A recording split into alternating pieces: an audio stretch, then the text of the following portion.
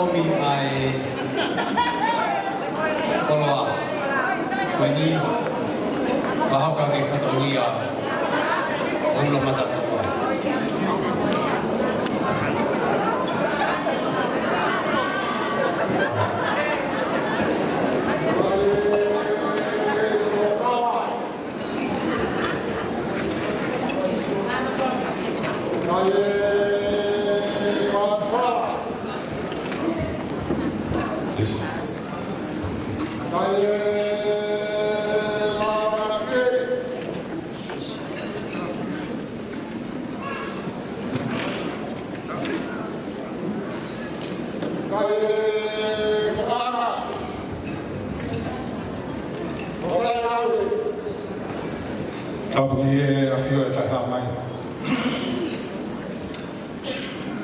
Yo ko fai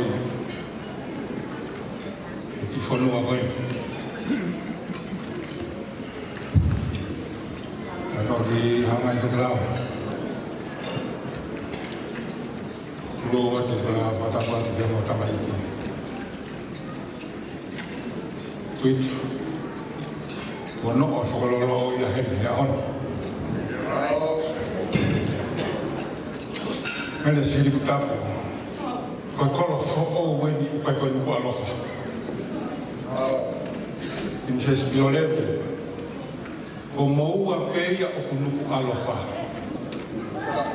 kolo fo o weni ya vai honolea kato ana to lava ko honolea pe heni ko fi tana ki atu pe ina kai o mai ha whainga maari te ulea. Ka kou whakalahi atu pēni i kolo who'o. Lau me mua koe kolo tānaki, i o koe kolo tānaki, te koe kolo who'o i kai niku alofa. Nei hono rea tahine mele siriku tapu pia moe pea o whungani tolu alaha he api ko whanua mutu. Ka mei ngā o kei tūtonu, whaianga ia e ki whakatarutari. Turo atu ki whatai. Ala muna ka mononga tala. Mai he rea ia e tahine princesi, pia moe whakalora e au. Hei lala tangi o loto kalai. E mohinga e kuiheni he ahoni ua. Angai to kalawa, whatongia he aho. E whamahi no pehe ki whini motuani ani nai. Oku i kai ke tatau ula mo e ula kai. Oku i kai ko aku tatau ko e kupoaki. Iri mai he pureanga nusi la whatongia. Ko uhinga ia o ko ki poaki ai mene sirikau. Angai to kalawa. Oku i kai ko aku tatau ko e kupoaki. Oku hake hange, oku toi o mai ma whatongia e taha. Ka koe oku palo o mese kia te koe, te whai o wele taha, te pā ngā ruhu whanua mō.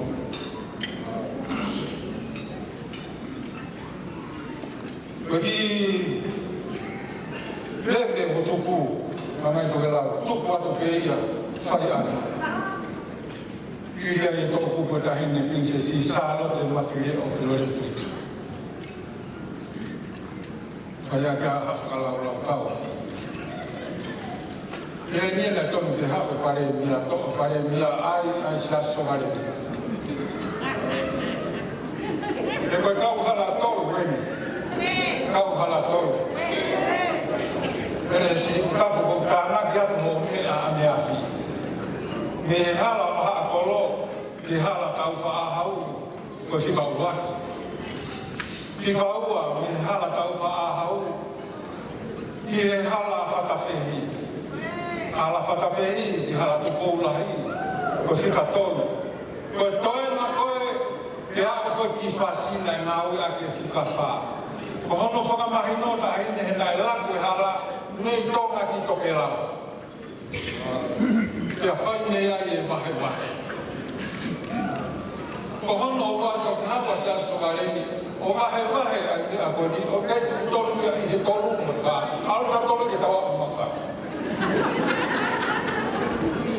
ya ko ko le fa mo le wai anga I tu la kai ki ha me ele ma a tu be na te fai a ki ha fe ka o lo a me ke malanga ka ti to ho pa pa nai te fai ki ta o ma ko ni to fa Creative power, agora que ele vai chegar. Está para que se se porque eu vou falar de uma palavra de formular de tal Maura Masoru Rovatani Rovatala que está passando também para lá que está que saúde bem para lá Unaila, que fala agora sobre que buque, ela é forma de fato. Que não é da tal fatal. Daí, é nave. Quando eu faço a minha foto, pula para toa, é forma foto aí, eu também preciso ir lá. Mas é nave. Kai ke whakawakawa ula pa tatoa. Te tatoa lau koa I hota pangai. O ia aga whatoria e whakawai ke mahuka ke te atu. O mawe, tau I kua, tau I ke ma. Mao. Anga te ke lau whamore more. O ia toi pe fui puru koe ni whakangata. O koe teki ki whine motua koe ni. Ha amoa ko matonga. O whine pe ia ki ti uhi ki pe ia. Ai whawhawhanga whare alea. O koe I hono ki teki he.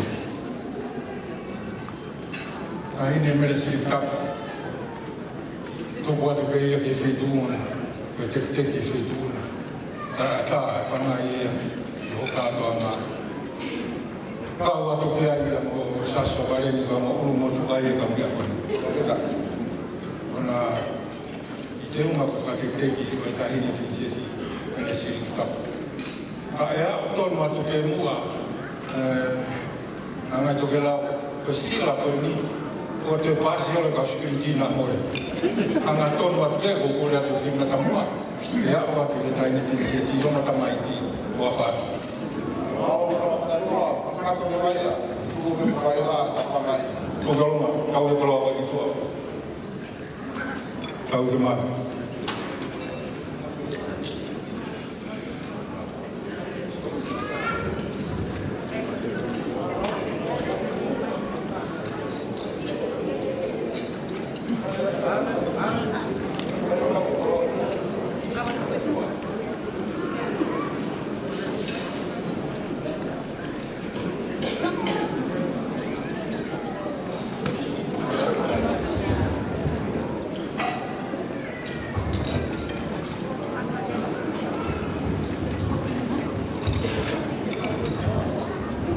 Malo, belum ada